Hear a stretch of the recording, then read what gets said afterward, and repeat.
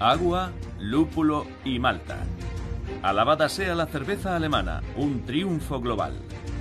Desde los sumerios y la Edad Media hasta las últimas tendencias, la cerveza alemana está protegida desde hace unos 500 años. Por la ley de pureza de la cerveza. Es una marca de calidad.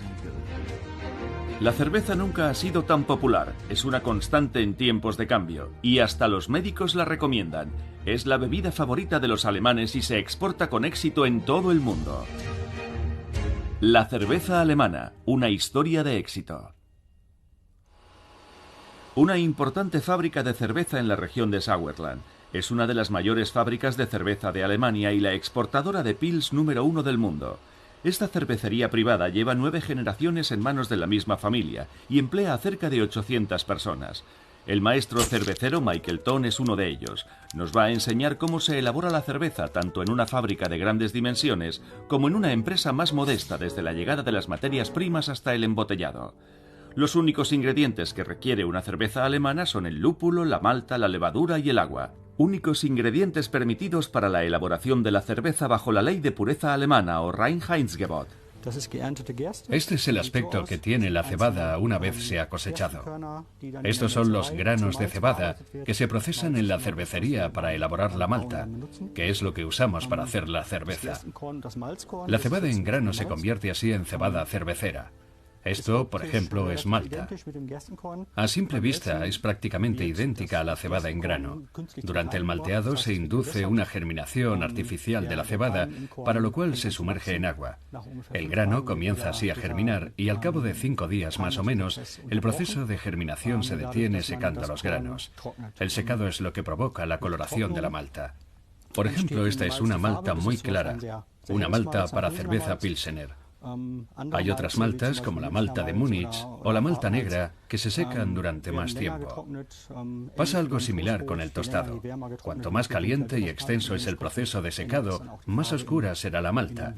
Y eso también influye en el color que tendrá la cerveza hecha a partir de esa malta. Así que así es como nos llega la malta a la fábrica de cerveza. Y para poder ser usada para hacer cerveza, la malta ha de ser granulada. Dicho de otro modo, se muele así. Y como podéis ver, queda parte de las hojas externas del grano de malta en el material molido, que serán muy importantes más adelante durante el proceso de fermentación de la cerveza. Y esta sustancia blanca es almidón, o más exactamente azúcar de malta, que más adelante se convertirá en alcohol durante el proceso de fermentación. El segundo componente principal de la cerveza es el lúpulo. Para hacer la cerveza solo se usa la flor hembra sin fecundar, y al cervecero solo le interesa una sustancia que se halla en la umbela, la lupulina, que es este polvo amarillento que vemos aquí en el lúpulo. El lúpulo procesado se presenta en varias formas. Actualmente se emplean unas bolitas de lúpulo deshidratado y prensado, es decir, que la umbela se presenta en forma de bolitas prensadas. También se emplea el lúpulo en forma de extracto. El tercer componente, a la hora de elaborar la cerveza, que también se menciona en la ley de pureza, es el agua. Cada cervecería emplea su propia agua para elaborar la cerveza. Cada agua es muy diferente y eso también contribuye en gran medida al carácter de la cerveza. Estas raras imágenes nos muestran cómo ya a principios del siglo XX estaban emergiendo grandes compañías que obtenían pingües beneficios a base de saciar la sed de las masas.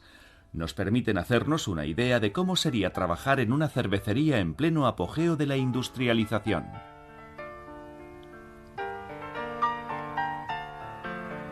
La cebada, que ha sido sumergida en agua, se traslada desde los silos en unos ligeros carritos de madera y se esparce para facilitar la germinación. El proceso de germinación y el posterior malteado no han variado sustancialmente desde entonces. La principal diferencia es que en aquel entonces se necesitaba más mano de obra pese a los nuevos avances de la industrialización.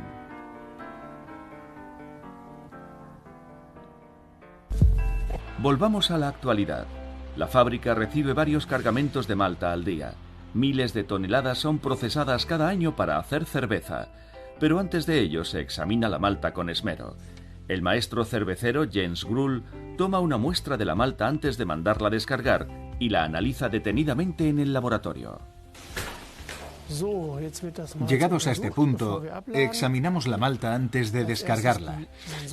El primer examen pasa por los sentidos. Primero la olemos. Tiene el olor característico y no está contaminada.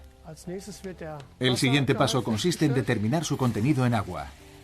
Es un test rápido. El contenido en agua de la malta no puede exceder el límite autorizado, el 5%.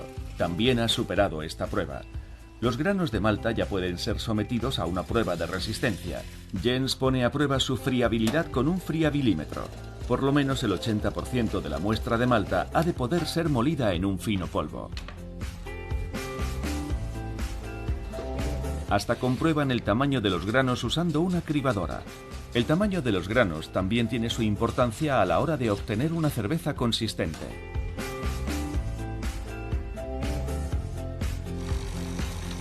Aunque el maestro cervecero Jens Grull dispone de todo tipo de medios técnicos, tener buen ojo no es menos importante. Ahora le vamos a echar un vistazo a este puñado de granos, para comprobar que no hay granos de otras plantas ni piedrecitas. Ningún grano ajeno escapa a la mirada experta de este maestro cervecero. Este test tampoco arroja ningún motivo de queja. La malta reúne todos los requisitos de calidad y por lo tanto puede ser descargada. En la planta inferior la malta es mezclada con el agua y pulverizada en un molino de pienso húmedo, en preparación para el proceso de elaboración de la cerveza propiamente dicho. El cereal siempre ha sido un ingrediente invariable de la cerveza. Las primeras recetas nos vienen de los sumerios y los egipcios, lo que significa que el hombre lleva más de 5000 años haciendo cerveza. Según la receta más antigua que conocemos, plasmada en escritura cuneiforme, los sumerios empleaban pan a medio cocer para elaborar su cerveza, es decir, un pan que todavía estaba húmedo por dentro y que luego mezclaban con dátiles y especias y fermentaban en recipientes con agua.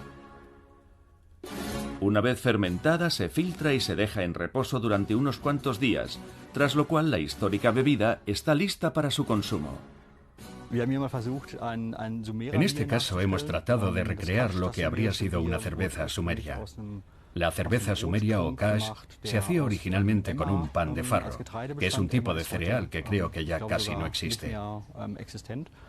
El farro es muy similar a la espelta, y por eso mismo lo que hemos hecho ha sido partir una hogaza de pan de espelta y sumergirla en agua, que es lo que tenemos aquí. No sé cómo llamarlo. En fin, es este líquido. Le hemos añadido miel y canela, tal y como indica la receta que nos han legado los sumerios, y tal y como podemos identificar claramente por los aromas. Tiene un toque agradable a canela. Y luego tenemos la versión fermentada. Si se deja fermentar el tiempo suficiente, la levadura acaba encontrando un flanco para atacar el azúcar del pan, iniciando así la fermentación. Una vez fermentado, el aroma a miel y canela sigue estando presente, junto con una nota levemente alcohólica. Para que sea una bebida agradable, porque a nadie le apetece tragarse los trozos sólidos de pan que quedan en el producto final, lo último que hacemos es filtrarla. Una vez filtrada, este es el aspecto que tiene. Hasta tiene un color relativamente apetecible, y lo cierto es que tiene un olor de lo más agradable. Estoy deseando probarla. En cuanto al aroma, evidentemente tiene muchos matices de pan, así que no se puede comparar con una cerveza actual. Vale, solo diré que se deja beber, pero que no se puede comparar con una cerveza actual en términos de sabor. Se nota el contenido de alcohol, pero ese es el único aspecto que comparte con la cerveza actual. Tiene un fuerte sabor a pan, aunque la canela también está muy presente. Se puede detectar el matiz de miel, como en el hidromiel, por ejemplo, pero tampoco es que sea una cerveza que yo recomendaría o que volvería a probar. Ya en la antigüedad había entre 12 y 20 tipos diferentes de cerveza. Solo en Alemania hay más de 5000 y se crean nuevas variedades constantemente. Algunas provienen de la capital cervecera del país, Múnich, donde la tradición y la modernidad van de la mano. A una escala más reducida, Mario Hanel y Tine Schnigula elaboran su propia cerveza artesana. Esta tendencia que se originó en Estados Unidos consiste en producir cervezas para un público minoritario. Por lo general, los cerveceros artesanos experimentan con estilos y sabores insólitos y producen en pequeñas cantidades. Para descubrir por sí mismos esta tendencia, los dos amigos tuvieron que viajar por el mundo. En Alemania habíamos vivido encerrados en nuestra propia burbuja. Pensábamos, Alemania tiene la mejor cerveza del mundo. No encontraremos nunca nada mejor fuera de Alemania. Pero al viajar por Australia y América descubrimos la variedad de cervezas que había. Pero para poder comercializar su producto en el país, hasta los cerveceros artesanos tienen que observar la ley de pureza en cada uno de los experimentos que llevan a cabo. Para obtener nuevos sabores de cerveza escogen variedades insólitas de sus ingredientes. Aquí tenemos una selección de algunas de las maltas especiales que usamos junto con el resto de ingredientes. La mayoría de la malta que usamos viene de Alemania, pero también tenemos maltas procedentes de Reino Unido y de Bélgica. Esta es una malta cristalizada especial procedente de Reino Unido conocida como malta caramelizada, porque el proceso de elaboración allí es distinto al que tenemos en Alemania y se obtienen aromas diferentes, muy acaramelados, con notas hasta de tofe. Esta variedad se conoce como malta chocolateada. Está muy tostada y hay que dosificar con cuidado. Tiene un color muy oscuro. Le da un sabor a chocolate y en cierta medida también a café. Usando variedades especiales de lúpulo y malta se consigue una cerveza que difiere de la típica cerveza alemana tanto por su sabor como por su contenido en alcohol, aunque no siempre son del gusto de todos. La comunidad de seguidores sigue siendo modesta y menos del 2% de la cerveza que se bebe en Alemania es artesanal. Mario y yo hicimos aquí nuestras primeras cervezas. Aquí aprendimos. Me sigue pareciendo mentira que hoy tengamos una fábrica en condiciones partiendo de unos inicios tan humildes. En realidad, por aquel entonces solo hacíamos cervezas de prueba para tomárnoslas nosotros en casa. Sigue siendo muy divertido. Aunque ya no solemos servirnos muy a menudo de estos aparatos tan pequeños. El resultado es una gama de insólitos sabores, todos elaborados con mimo y en rigurosa observancia de la ley alemana de pureza.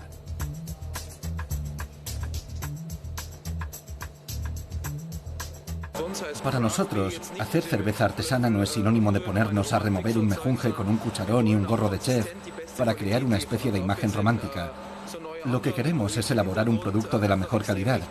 Y con ese objetivo en mente, es sumamente importante contar con unas instalaciones como las que tenemos aquí, porque nos permiten que la cerveza tenga siempre el mismo sabor. ¿Y cómo ven las grandes compañías la oferta creciente de cervezas artesanas de todo el mundo? ¿Como competencia?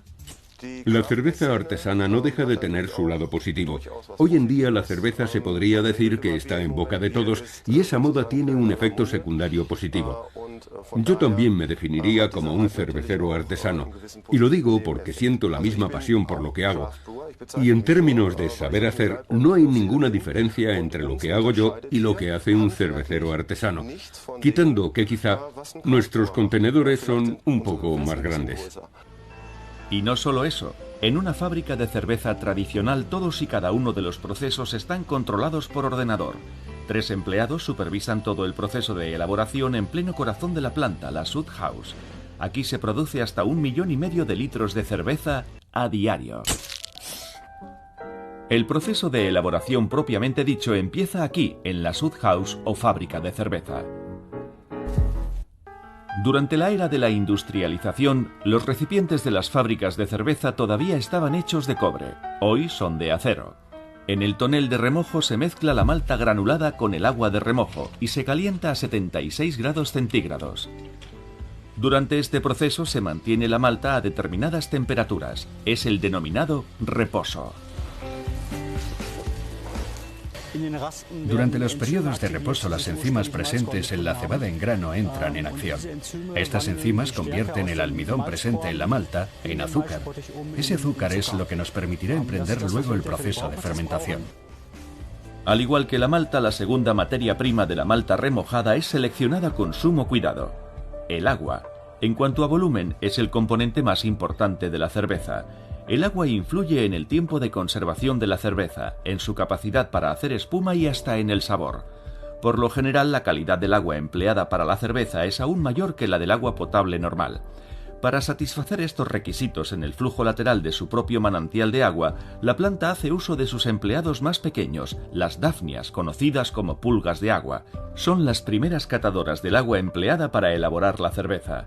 Aunque solo miden unos 6 milímetros, tienen gran responsabilidad dentro de la planta. Aquí es donde supervisamos a las dafnias, en una pequeña fotocélula que en principio es una especie de diminuto mini acuario. Hay una cámara digital que graba a las dafnias y un software que analiza su comportamiento natatorio. Y si registra un cambio en su comportamiento natatorio, es decir, si las dafnias se vuelven menos activas o se vuelven hiperactivas para huir de la fuente de contaminación, el software activa una alarma. Todas las compuertas se cierran y el flujo de agua se bloquea. Las dafnias siempre nadan al mismo ritmo, contra la corriente. Si hay agentes contaminantes en el agua, los filtran con sus finas pelusas y o bien dejan de nadar o se vuelven hiperactivas y nadan aún más rápido contra la corriente. En ambos casos se detiene inmediatamente el flujo de agua. De vuelta en la fábrica, dentro de la cuba de remojo, el almidón de la malta se ha transformado en azúcar. Ha llegado el momento del siguiente paso. A través de un sistema de tuberías, la malta remojada se canaliza hasta la cuba de maderación o Lauterbottich. La cuba de maceración nos permite separar los componentes sólidos de los líquidos. La cuba tiene un tamiz en la base y los elementos sólidos de la malta se asientan en el fondo y forman una capa de filtrado natural. El agua la atraviesa y disuelve el azúcar, formando lo que pasa a conocerse a partir de ese momento como mosto de cerveza. Los elementos sólidos que quedan en el tamiz, que se denominan cascarillas, se venden a los ganaderos como pienso animal de alta calidad. Nos trasladamos al laboratorio para asistir a una escala más pequeña a la siguiente fase del proceso de elaboración. Tras la maceración, el maestro cervecero obtiene el mosto de cerveza que habrá de calentar en la caldera de ebullición de mosto. El maestro cervecero Michelton toma una muestra para determinar la gravedad original del mosto, siendo la gravedad original lo que determina el grado de alcohol de una cerveza. El medidor indica una gravedad original del 12,2%. La gravedad original es la proporción de azúcar disuelto en el mosto. Como norma general, si un mosto tiene una gravedad original de 12, la cerveza que obtendremos tendrá un 4% de alcohol. Mientras el mosto se cuece durante una hora más o menos, Michelton le agrega el lúpulo. El lúpulo es lo que le da amargor a la cerveza y la dota de su sabor individual y característico. El lúpulo es el alma de la cerveza, permite conservarla más tiempo y tiene propiedades sedantes. La mayor zona de plantaciones contiguas de lúpulo del mundo se encuentra en Baviera, en la región de Hallertau. Se cultiva aquí desde la Edad Media, cuando los monasterios comenzaron a usar cada vez más el lúpulo para elaborar sus cervezas. Los monjes son los pioneros en el arte de la cerveza, movidos por la prescripción católica de ayunar antes de la Pascua. La figura del monje aficionado a la cerveza se ha exagerado a lo largo del siglo XIX, hasta en las fotos. Pero lo cierto es que durante los días de ayuno, en los que la ingesta de sólidos se veía reducida y por lo tanto se consumían menos grasas y proteínas, los fieles necesitaban nutrientes que los fortaleciesen. Pero para la Iglesia, las sustancias líquidas no rompen el ayuno, por lo que una bebida tan nutritiva como la cerveza resultaba ideal. Mientras el lúpulo se popularizaba en los monasterios como ingrediente extra de la cerveza, en muchas cervecerías seculares, la cerveza se adulteraba con otros ingredientes que a menudo resultaban ser venenosos. Setas, beleño negro y otros ingredientes peligrosos acabaron incorporándose a las recetas. Pero para que el lúpulo pudiese emprender su último y triunfal ascenso a la victoria, necesitaría el apoyo de la nobleza secular. El duque de Baviera, Guillermo IV, promulgó una ley el 23 de abril de 1516 prohibiendo que se añadiesen otros ingredientes a la cerveza aparte de la cebada, el agua y el lúpulo. En la actualidad tiene un descendiente que vive aquí, en Schloss Kaltenberg, y que fabrica su propia cerveza en su castillo. Si Baviera siguiese siendo una monarquía, su rey sería el príncipe Luitpold de Baviera. Aquí nos explica la importancia de la ley de pureza. La ley de pureza de Baviera fue la primera ley que definió claramente lo que había que entender por cerveza, como una bebida hecha de malta, lúpulo y agua. Era una manera de clarificar el propio término, pero también de proteger a los consumidores. La ley de pureza original, promulgada en 1516 por uno de los antepasados del príncipe Luitpold, el duque Guillermo IV, se ha conservado y se encuentra hoy en el archivo del Estado de Baviera. Pero no siempre fue conocida como ley de pureza. La expresión no empezó a usarse hasta 1918 en el Parlamento de Baviera y poco a poco se comenzó a usar también más allá de sus fronteras. Gracias a Dios, la ley de pureza sigue estando vigente hoy en toda Alemania. Era una de las 3 condiciones que impuso Baviera cuando accedió a ser incorporada al Imperio Germánico: que la ley de pureza se extendiese al resto de Alemania. Hoy la ley de pureza está inscrita en la llamada Ley Provisional sobre la Cerveza de la República Federal de Alemania. Según la formulación original del decreto de 1516, se estipulaba que en nuestras ciudades, mercados y en el campo en ninguna cerveza habrán de emplearse más ingredientes que la cebada, el lúpulo y el agua. Pero ¿por qué no se menciona la levadura? Sencillamente, en aquel entonces la gente no era consciente de que la levadura era esencial a la hora de elaborar la cerveza. Sin embargo, solía haber levadura en el aire, ya que la cerveza se hacía directamente en las tahonas o cerca de las mismas. Y como en la Edad Media todavía eran las mujeres las que horneaban el pan, también eran las responsables de fabricar la cerveza. Hubo que esperar aún varios siglos hasta que se democratizase el café para que se decretara que la cerveza era una bebida de hombres y el café una bebida de mujeres. Me viene a la mente un grabado de Neuruppin, una ilustración de 1850 que muestra a un hombre bebiendo cerveza como si le fuera la vida en ello. Era un personaje que siempre tenía sed, llamado Hans Immadurst, y al lado estaba su mujer, Frau Immadurst, una bebedora empedernida de café. Es una imagen que se nos ha grabado a todos y que sigue vigente hoy, que la cerveza es una bebida de hombres.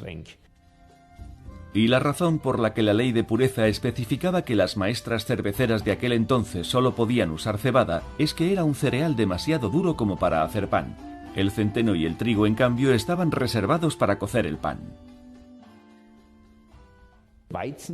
En realidad, a la gente le gustaba la cerveza de trigo, pero tanto en Baviera como en muchos otros estados, solo el soberano estaba autorizado a hacer cerveza con malta de trigo. Ya sean de trigo, oscuras o pils, todas las cervezas fabricadas y comercializadas en Alemania han de ser elaboradas en conformidad con la ley de pureza. Bajo la ley de pureza creamos una variedad ingente de cervezas, pero se nos exige trabajar en unas condiciones higiénicas impecables.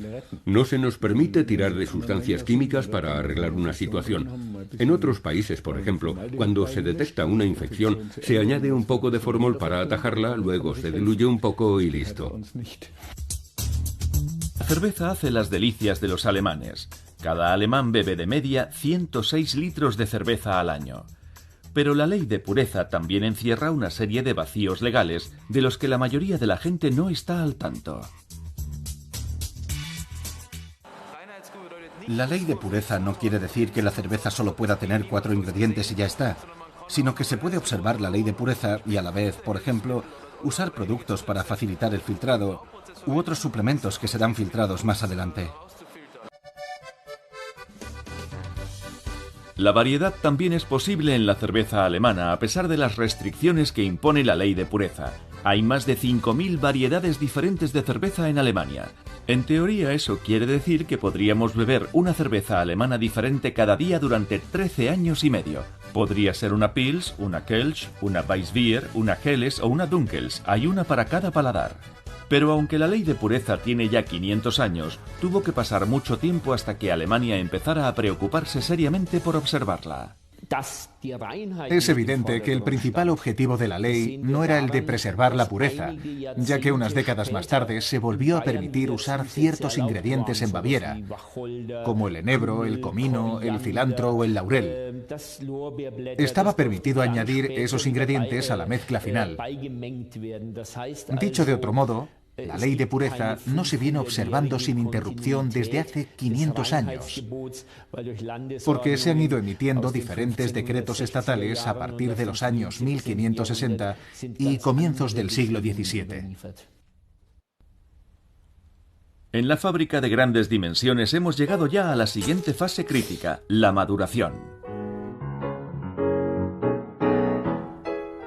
Tras dejar enfriar el mosto, se le añade la levadura y se bombea hasta unos tanques de fermentación de más de 20 metros de alto y 6 metros de diámetro. En cada uno de estos tanques caben hasta 4.200 hectolitros de cerveza, el equivalente de 420.000 jarras de cerveza. Aquí la levadura convierte el azúcar presente en el mosto en dióxido de carbono y, lo que es más importante, en alcohol. Al cabo de 7 días la fermentación ha terminado y se vuelve a retirar la levadura. Cuando se redactó la ley de pureza, la gente conocía los efectos de la levadura, pero no sabía que la causante de estos era la levadura. O sea que no sabían que la responsable de convertir el azúcar de la malta en alcohol era la levadura. Por aquel entonces, las fábricas de cerveza estaban situadas cerca de las panaderías. Así que el aire estaba cargado de levadura, que cumplía con su cometido y contribuía en gran medida a darle su sabor a la cerveza. Antes de que empiece la fase de maduración, la cerveza, por ahora denominada Young Beer o cerveza joven, se somete a un cuidadoso examen en el laboratorio. El maestro cervecero Michael Ton se prepara para tomar una muestra de uno de los tanques de fermentación. Una vez más, también aquí se observan escrupulosamente las estrictas normas de higiene. Ninguna bacteria ajena puede insinuarse en el proceso de elaboración, de lo contrario podría echar a perder esta joven cerveza. Es la razón por la que Michael Ton lo desinfecta todo con esmero antes de tomar la muestra. En el laboratorio central, más de 30 empleados supervisan constantemente la calidad de la cerveza. Annette, te dejo esta muestra para examinar. De acuerdo. Las muestras reciben unos códigos de barras que permiten rastrear con precisión el tanque, la fecha y la hora del muestreo. Las pruebas requieren un equipo técnico para medir el alcohol y la gravedad original, así como el pH y el grado de amargor, entre otras cosas. A pesar de la maquinaria de última generación, la experiencia del maestro cervecero también tiene un papel que desempeñar. El personal especialmente entrenado se sirve de unos sencillos cronómetros para medir el tiempo que tarda la espuma en disiparse y determinan la turbiedad de la cerveza, así como su sabor. En cuanto a la duración, diría que es absolutamente correcta. 2 minutos y 10 segundos, así que le daría una nota de 2,3. Estoy de acuerdo, 2,3. En cuanto a su aroma y sabor, son absolutamente normales. Vale, normales. ¿Y la espuma estaba bien? Sí, le puedes dar el sello de aprobación a esta cerveza. ¿Tú se lo darías? Sí, se lo daría. Aparte del examen visual, se mide la persistencia de la espuma con un medidor, ya que las propiedades de la espuma nos dicen mucho sobre la calidad de una cerveza. La densidad y la duración de la espuma están determinadas por el tipo de malta y su fermentación. La persistencia de la espuma responde a factores tecnológicos, como los diversos procedimientos de remojo y el origen del cereal. Los diversos sensores miden precisamente el tiempo que tarda la espuma en descender 3 centímetros.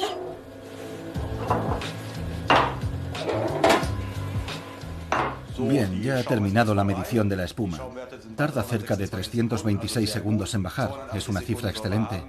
La meta son 280 segundos. La cerveza está especialmente buena con su corona de espuma, sobre todo en una cervecería al aire libre.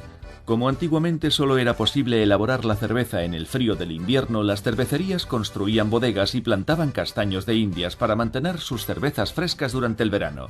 Vendían su cerveza directamente a los consumidores, lo que generaba disputas entre los posaderos y los fabricantes. El rey Max I de Baviera es el padre de las cervecerías al aire libre. Fue quien permitió que esas grandes bodegas de Múnich, situadas encima del río Isar, vendiesen su cerveza directamente al cliente, aunque especificó que no les estaba permitido vender comida. Por lo que aún hoy es habitual en Múnich que las cervecerías vendan su cerveza a los visitantes y que estos se traigan su comida de casa. No se puede imaginar Baviera sin la cerveza. Ha sido una parte muy importante del estilo de vida y la cultura en Baviera. En Baviera ha sido la bebida más popular durante siglos, pero ha habido periodos en los que la imagen de la cerveza se vio dañada. En muchas partes del Imperio Germánico dejó de ser una bebida para las clases más educadas, para la élite, sobre todo en el siglo XVIII, ya que empezaron a aparecer nuevas bebidas más modernas en el mercado. En primer lugar, el café y el té, pero también los licores. Sin embargo, aquello condujo a ciertos excesos en el consumo de alcohol. El schnapps, que emborracha más rápido, se convirtió en la bebida de la industrialización, por así decirlo. Nada que ver con esa ebriedad paulatina que nos da la cerveza. Las autoridades procuraron luchar contra este nuevo fenómeno. Así, en 1830, Alemania vio nacer las sociedades de temperancia, con la misión de restaurar el antiguo prestigio de la cerveza en la sociedad. Estas sociedades de temperancia no abogaban por la abstinencia total, sino que defendían el siguiente precepto: no hay que beber schnapps, sino cerveza. Hasta los científicos creían entonces que no había un solo tipo de alcohol, sino dos. Simplificando un poco, estaba el alcohol bueno, es decir, el de la cerveza, y el malo, o sea, el del schnapps. Y esta campaña de imagen resultó ser eficaz. Gracias a su buena imagen renovada, la cerveza se convirtió también en un producto de masas, producido industrialmente durante la era de la industrialización. Gracias a la máquina de vapor era posible producir la cerveza en grandes cantidades sin preocuparse por el esfuerzo que ello entrañaba. Las nuevas opciones de transporte aceleraron la logística. Por ejemplo, el primer viaje en tren que tuvo lugar en Alemania, de Fürth a Nuremberg, llevaba un cargamento especial a bordo, 2 barriles de cerveza. Y con la invención de la máquina frigorífica a manos de Carl von Linde, ahora era posible elaborar cerveza de baja fermentación durante todo el año. ¿Pero qué quiere decir este término? La levadura de alta fermentación requiere temperaturas elevadas y durante el proceso de fermentación se asienta encima del mosto de cerveza. A la inversa, la levadura de baja fermentación requiere temperaturas más bajas y se asienta en el fondo. Antes de la invención de la máquina frigorífica, la cerveza de baja fermentación solo podía hacerse durante el invierno y la elaboración de la cerveza requería que hubiese lagos helados cerca de las fábricas. Cerraban bloques de hielo de los lagos y los extraían con unas pinzas. Los bloques de hielo eran transportados hasta las bodegas para mantener fría la cerveza hasta la primavera. Este es el origen de la expresión Märzenbier.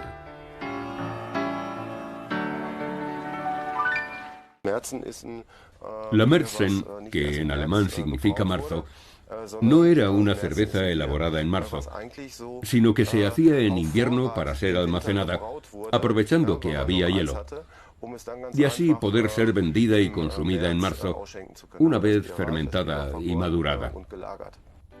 La industrialización no solo reemplazó el embotellado manual por máquinas, sino que cambió hasta la propia forma de sellar las botellas. La cerveza en botella se convirtió en un fenómeno de masas a raíz de la patente del atractivo tapón mecánico en la década de 1870. También cambió el patrón de consumo. Antes, había que ir a la posada a buscar la cerveza del día, jarra en mano. Naturalmente, la botella cambió la forma de consumir la cerveza. Esta imagen no es de una película muda de 1910, sino de una escena cotidiana, un niño que va a buscar una jarra de cerveza para su padre. Y también era habitual y hasta socialmente aceptable ver a los niños bebiendo cerveza.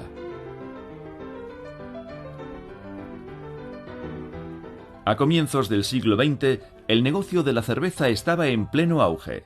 Las fábricas de cerveza eran motores del progreso, que ya producían a gran escala y con una calidad homogénea en sus castillos de ladrillo.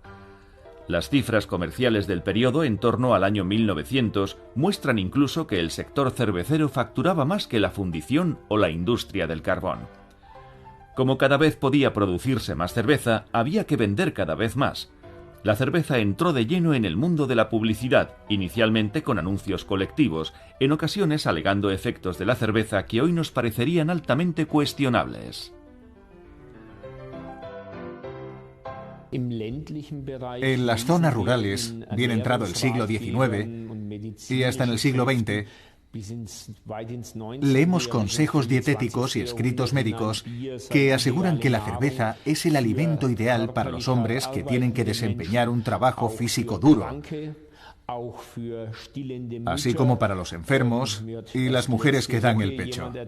Sin ir más lejos, la semana pasada alguien me contó que cuando nació su hijo en 1970, las enfermeras le dijeron a su mujer que tuviese siempre una caja de cervezas a mano. Nos entrevistamos con un experto en psicología de la publicidad, el Dr. Kai Fische, del Centro de Ciencias Humanas de la Universidad de Múnich. Bastaina, Bastaina, Bastaina, Bastaina, Bastaina Pilsener, elaborada con agua de antiguos manantiales imperiales, calidad sin igual desde el Sauerland. La historia de los anuncios de cerveza empezó con esta clase de spots, que hoy pueden verse como peliculitas. Ella sabe que su marido trabaja duro durante el día y le gusta demostrar su gratitud. La mejor forma que tiene una esposa atenta de agradarle es una botella de cerveza Leibinger. Ella lo sabe y por eso siempre tiene una mano. Hombres como nosotros, cerveza Bicooler. La Bicooler de botella sabe igual de bien que la de barril. La cerveza Beck satisface la sed del hombre.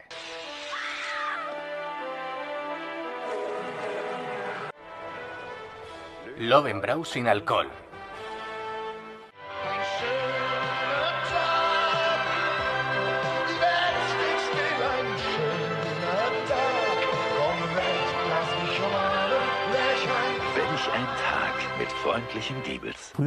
Al principio se pensaba que era posible manipular a la gente a través de la publicidad, por ejemplo con imágenes de barcos o de leones, pero sobre todo poniendo mucho azul en el fondo, un cielo despejado. Los expertos pensaban que de esta forma se creaban imágenes mentales, pero los anuncios de cerveza pueden funcionar de tres maneras. En primer lugar, está lo que hace Krombacher. Llevan más de 30 años haciendo el mismo tipo de anuncios. Y funcionan precisamente porque no funcionan. Dicho de otro modo, los anuncios tienen que ser discretos, no pueden ser demasiado evidentes, y ese es el truco. De algún modo calan en nosotros. Nos acabamos familiarizando con el producto hasta tal punto que cuando estamos en la sección de cervezas del súper nos oímos diciendo: venga, una Krombacher. No es una manipulación, solo nos ayudan a orientarnos en un mar de posibilidades. La táctica de Astra es opuesta. Consiste en idear anuncios que cuenten historias tan diferentes que las hagan destacar de los demás anuncios. En este caso no solo tiene que destacar, sino que nos tiene que entretener una y otra vez, y eso es lo que hacen los anuncios de Astra, porque son irónicos, y el ejercicio mental de descifrar los chistes es placentero. Es una idea inteligente, porque la cerveza tiene gancho popular y reforzamos ese gancho para llegar a un público aún más amplio. La tercera táctica consiste en decir: lo que hacemos nosotros no son anuncios. De esa forma el anuncio no provoca ninguna reacción adversa y a la vez podemos contar con que estamos creando marcadores somáticos que quieren decir, en este caso: estoy muy satisfecho en el plano emocional, disfrutando de una cerveza con mis amigos, y esa cerveza es una Augustina. Cuando veo la etiqueta, que no ha cambiado en 300 años, me acuerdo inconscientemente de esos momentos hermosos. Una buena estrategia, porque el consumidor asocia la etiqueta con un estado emocional. Y funciona sin que haga falta siquiera promocionar el producto. Al contrario, si intentase promocionar el producto, estaría teniendo el efecto contrario, y eso nos costaría dinero. La cerveza nos hace disfrutar de la sed. Volvemos a la planta cervecera del Sauerland. Una vez la cerveza ha madurado durante unas 3 semanas más o menos en unos tanques de almacenamiento a una temperatura de unos 0 grados centígrados, se filtra aquí en varias fases. Es la última fase de elaboración antes del embotellado de la cerveza, el filtrado.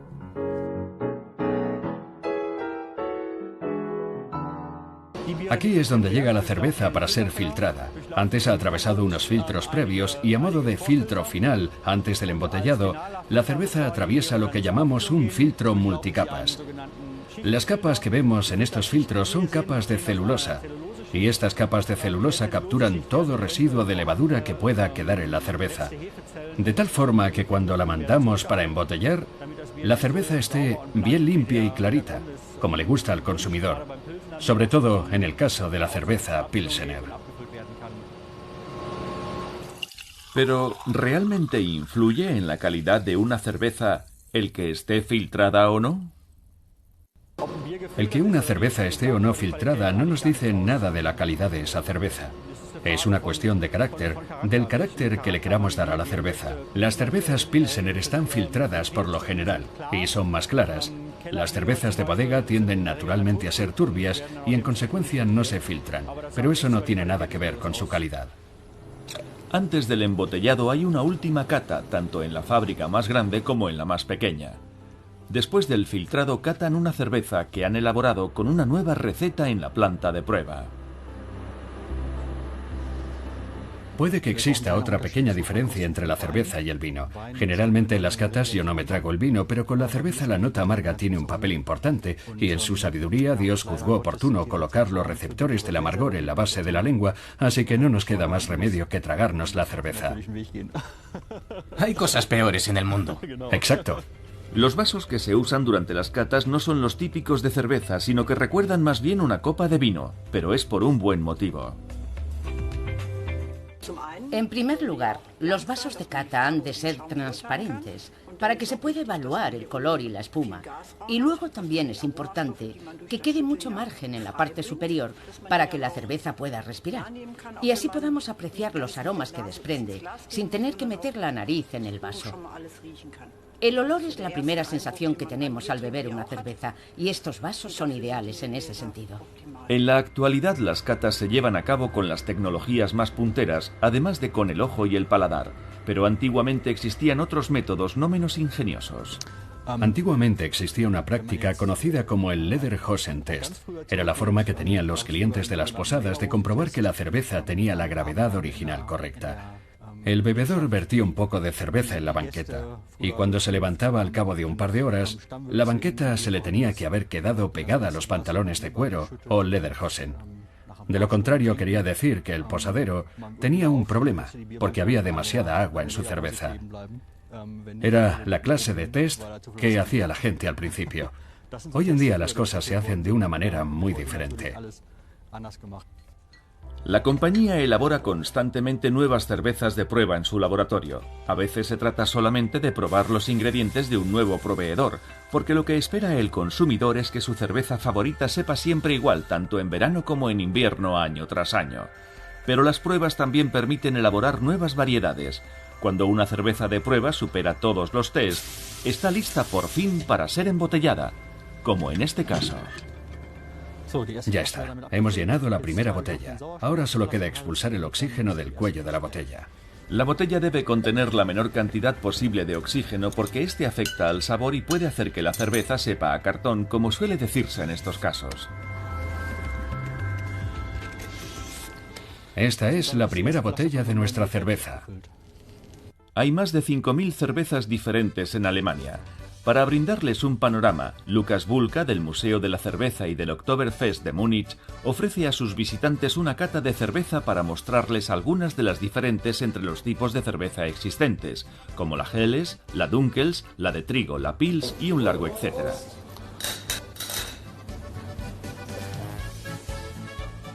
Aquí vemos la diferencia entre dos cervezas clásicas, una pálida, una Helles, y una oscura, una Dunkels. A simple vista se aprecia ya la diferencia solo por el color.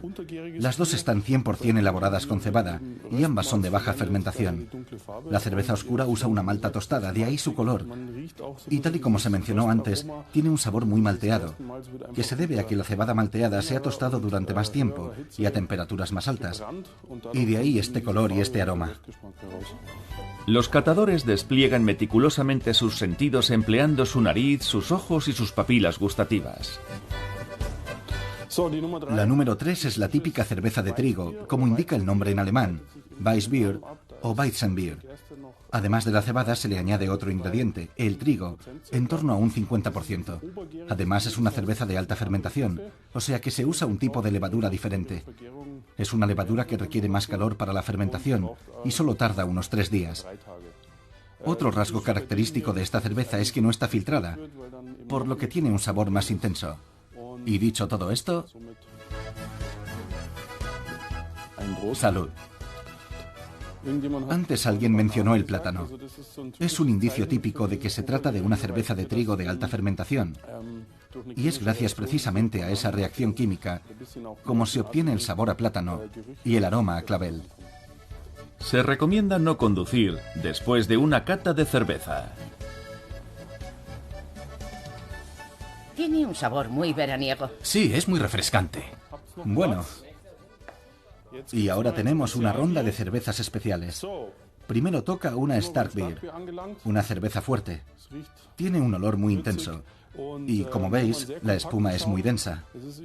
Es una cerveza con una gravedad original elevada, es decir, que presenta una mayor cantidad de sustancias disueltas. Tiene más malta, por lo que la levadura dispone de un poco más de azúcar para la fermentación. Y en cuanto a la graduación, es una cerveza con un contenido alcohólico más alto.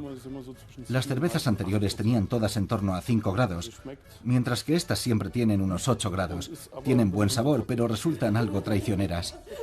Además de su grado de alcohol, esta cerveza Einbecker tiene otros aspectos interesantes. La historia de su origen está llena de aventuras. Einbeck, en la Baja Sajonia, es la cuna de uno de los tipos de cerveza más importantes de finales de la Edad Media y hasta el siglo XVI, un periodo en el que el norte del país en conjunto desempeñaba un papel central en la fabricación de cerveza en Alemania. La cerveza Einbecker se exportaba incluso a Escandinavia y era muy apreciada en el centro y el sur de Alemania.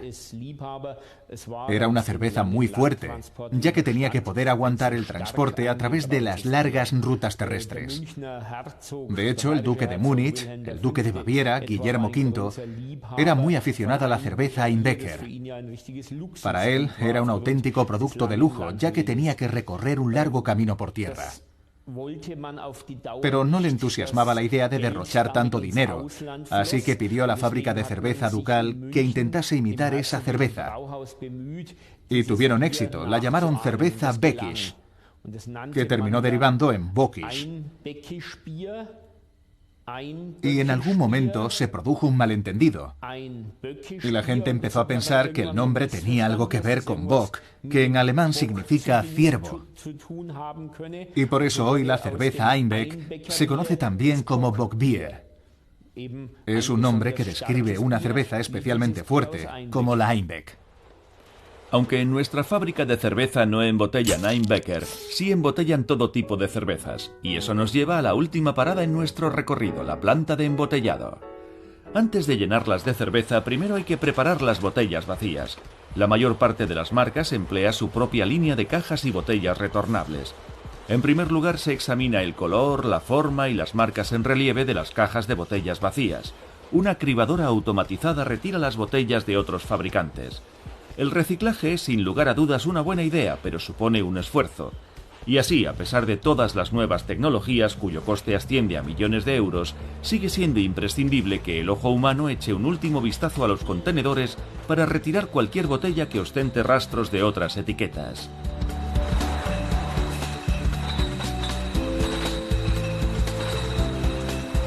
A continuación se sacan las botellas de las cajas para situarlas en la cinta transportadora. La primera parada en su recorrido hasta la unidad de llenado es la máquina enjuagadora, donde las botellas son lavadas concienzudamente y las viejas etiquetas son retiradas. Lo que emerge son estas botellas vacías, indistinguibles unas de otras, y que todavía han de superar varias pruebas en la cinta transportadora de camino a la recta final. Un detector de desperfectos comprueba que las botellas vacías no presentan taras, contaminaciones ni fluidos residuales. Las botellas defectuosas son descartadas en el acto. Ya se pueden llenar las botellas a razón de hasta 50.000 por hora en una sola unidad de llenado. Se le inyecta un poco de agua a la cerveza para que haga espuma, expulsando así el exceso de oxígeno. Por último, se coloca la chapa en la abertura y otro sensor mide que las botellas no contengan demasiada cerveza o muy poca, descartando así las botellas que no hayan sido llenadas correctamente.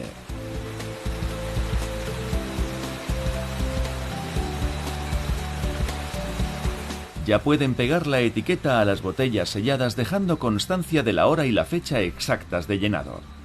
Un empleado comprueba que las etiquetas están bien posicionadas, pegadas y fechadas. Cada media hora, el empleado coge una botella de muestra. Cada día se toman un total de 5.000 muestras que son etiquetadas con un código de barras y archivadas en todos los casos en una cámara frigorífica y en un almacén a temperatura ambiente. Gracias a este código de barras, podemos seguir el rastro de la partida de chapas y etiquetas que hemos usado. Y más allá, podemos rastrear el tanque presurizado, el tanque de almacenamiento, el tanque de fermentación y, remontándonos a la fábrica donde nos encontrábamos antes, las partidas de malta, las partidas de agua que usamos y el lúpulo. Las botellas son repartidas en cajas para ser enviadas a los distribuidores y por fin a los clientes. Pero en la fábrica no solo se envasa la cerveza en botellas.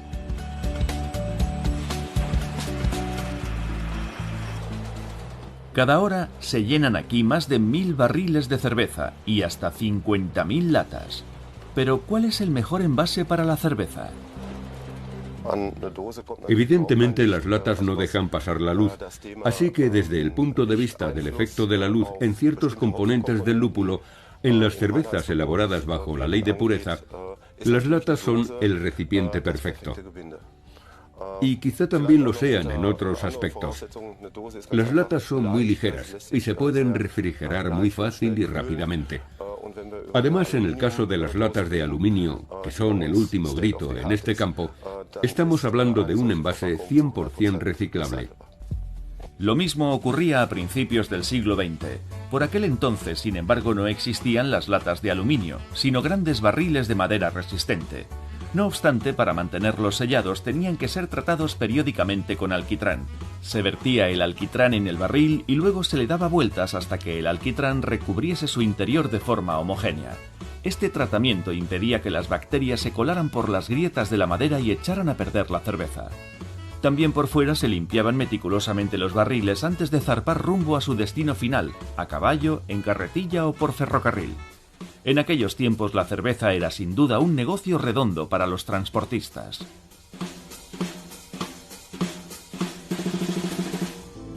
Volvemos a los métodos actuales de embotellado. Hoy no se ven ya barriles gigantes de madera, sino cajas apiladas en palés que son izadas por carretillas elevadoras para ser cargadas en los camiones. La cerveza es un éxito de la exportación alemana. Solo el año pasado Alemania exportó 1.400 millones de litros de cerveza. Los 3 destinos principales son otros países de la Unión Europea. El 20% de las exportaciones va a parar a Italia, el 12% a Francia y el 11% a los Países Bajos. El cuarto lugar en la lista le corresponde a China con un 10% y el quinto a Estados Unidos con un poco más del 7%. Por lo general la cerveza alemana se exporta en contenedores como este.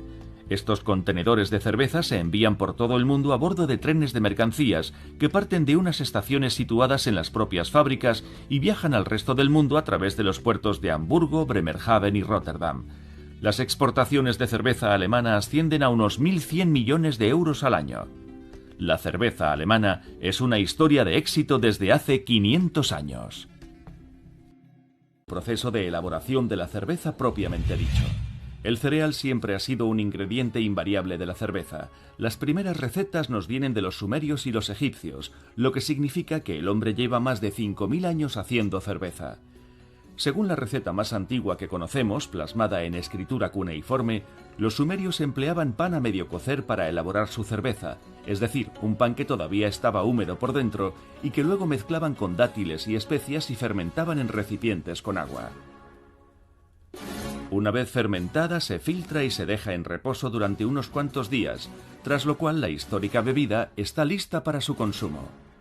En este caso hemos tratado de recrear lo que habría sido una cerveza sumeria. La cerveza sumeria o kash se hacía originalmente con un pan de farro, que es un tipo de cereal que creo que ya casi no existe. El farro es muy similar a la espelta, y por eso mismo lo que hemos hecho ha sido partir una hogaza de pan de espelta y sumergirla en agua, que es lo que tenemos aquí. No sé cómo llamarlo. En fin, es este líquido. Le hemos añadido miel y canela, tal y como indica la receta que nos han legado los sumerios, y tal y como podemos identificar claramente por los aromas. Tiene un toque agradable a canela. Y luego tenemos la versión fermentada. Si se deja fermentar el tiempo suficiente, la levadura acaba encontrando un flanco para atacar el azúcar del pan, iniciando así la fermentación. Una vez fermentado, el aroma a miel y canela sigue estando presente, junto con una nota levemente alcohólica. Para que sea una bebida agradable, porque a nadie le apetece tragarse los trozos sólidos de pan que quedan en el producto final, lo último que hacemos es filtrarla. Una vez filtrada, este es el aspecto que tiene. Hasta tiene un color relativamente apetecible, y lo cierto es que tiene un olor de lo más agradable. Estoy deseando probarla. En cuanto al aroma, evidentemente tiene muchos matices de pan. Así que no se puede con tostado. Cuanto más caliente y extenso es el proceso de secado, más oscura será la malta. Y eso también influye en el color que tendrá la cerveza hecha a partir de esa malta.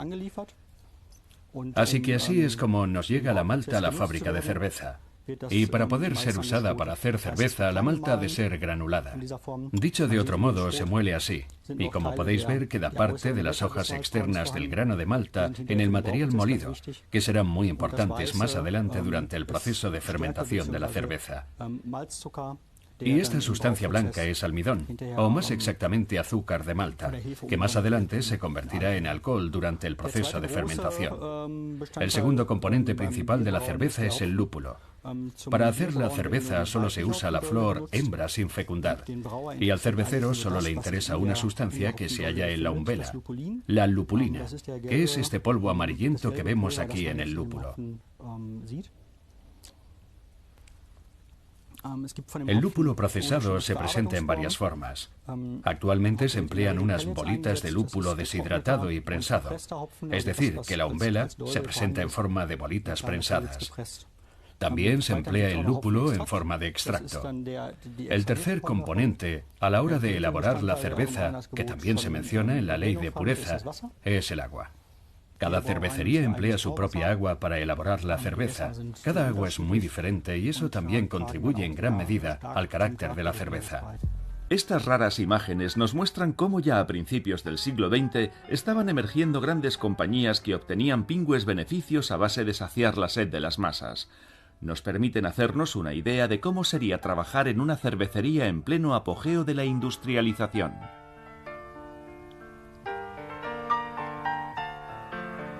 La cebada, que ha sido sumergida en agua, se traslada desde los silos en unos ligeros carritos de madera y se esparce para facilitar la germinación. El proceso de germinación y el posterior malteado no han variado sustancialmente desde entonces. La principal diferencia es que en aquel entonces se necesitaba más mano de obra pese a los nuevos avances de la industrialización.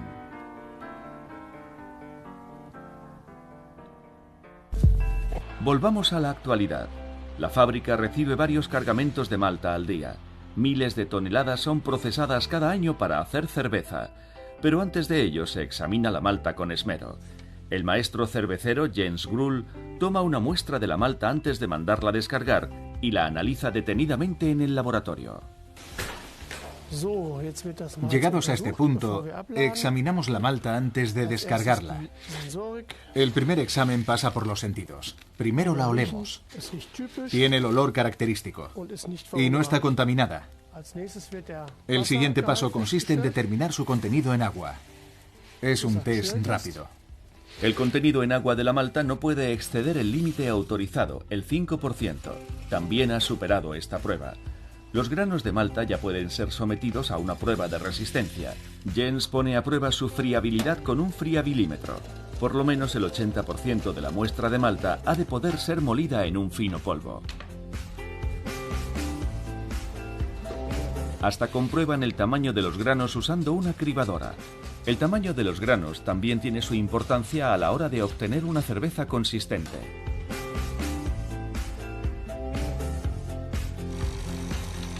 Aunque el maestro cervecero Jens Grull dispone de todo tipo de medios técnicos, tener buen ojo no es menos importante.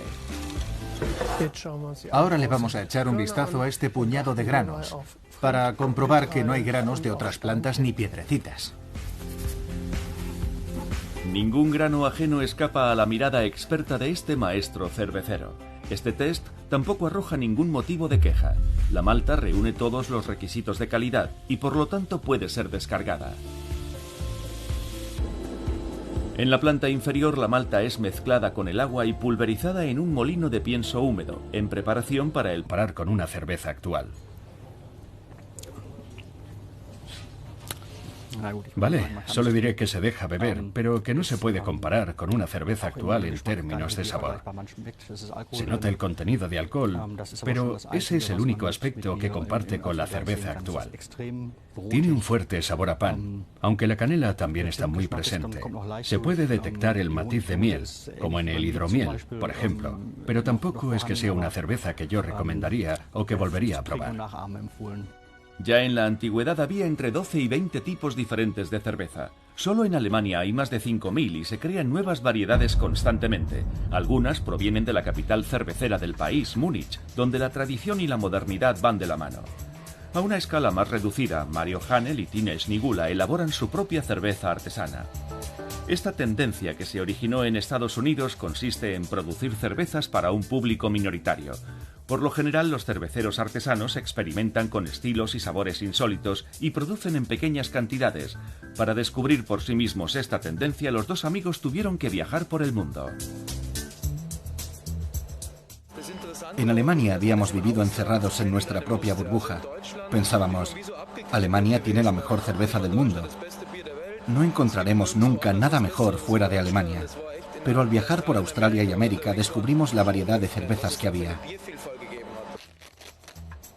Pero para poder comercializar su producto en el país, hasta los cerveceros artesanos tienen que observar la ley de pureza en cada uno de los experimentos que llevan a cabo.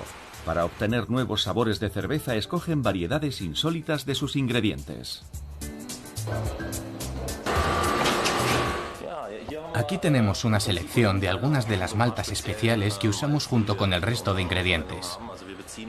La mayoría de la malta que usamos viene de Alemania, pero también tenemos maltas procedentes de Reino Unido y de Bélgica. Esta es una malta cristalizada especial procedente de Reino Unido conocida como malta caramelizada, porque Agua, lúpulo y malta. Alabada sea la cerveza alemana, un triunfo global. Desde los sumerios y la Edad Media hasta las últimas tendencias, la cerveza alemana está protegida desde hace unos 500 años. Por la ley de pureza de la cerveza. Es una marca de calidad. La cerveza nunca ha sido tan popular, es una constante en tiempos de cambio, y hasta los médicos la recomiendan. Es la bebida favorita de los alemanes y se exporta con éxito en todo el mundo. La cerveza alemana, una historia de éxito.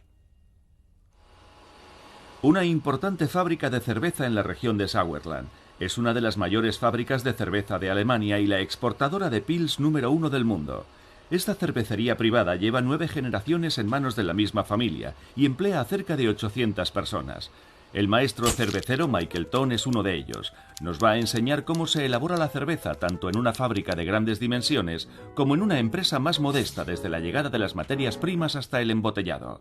Los únicos ingredientes que requiere una cerveza alemana son el lúpulo, la malta, la levadura y el agua. Únicos ingredientes permitidos para la elaboración de la cerveza bajo la ley de pureza alemana o Reinheitsgebot. Este es el aspecto que tiene la cebada una vez se ha cosechado. Estos son los granos de cebada que se procesan en la cervecería para elaborar la malta, que es lo que usamos para hacer la cerveza. La cebada en grano se convierte así en cebada cervecera. Esto, por ejemplo, es malta. A simple vista es prácticamente idéntica a la cebada en grano. Durante el malteado se induce una germinación artificial de la cebada, para lo cual se sumerge en agua. El grano comienza así a germinar y al cabo de 5 días más o menos, el proceso de germinación se detiene secando los granos. El secado es lo que provoca la coloración de la malta. Por ejemplo, esta es una malta muy clara, una malta para cerveza Pilsener. Hay otras maltas, como la malta de Múnich o la malta negra, que se secan durante más tiempo. Pasa algo similar con el